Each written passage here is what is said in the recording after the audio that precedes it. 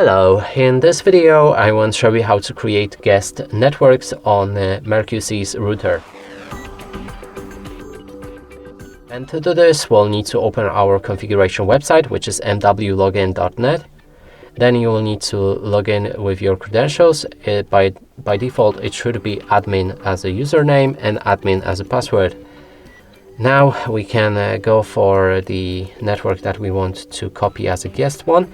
There's 2.4 and 5G.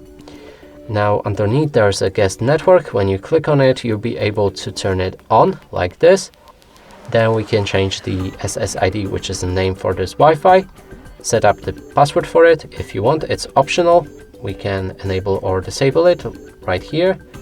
And also adjust the bandwidth, so that means you can limit the speed for this network.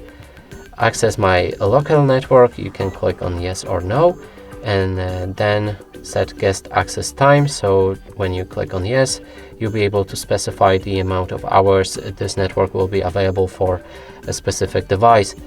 When you click on save, your network should appear in the Wi-Fi settings. And that's it for this video. Hope you like it. Please consider subscribing to our channel, leave a like and a comment below.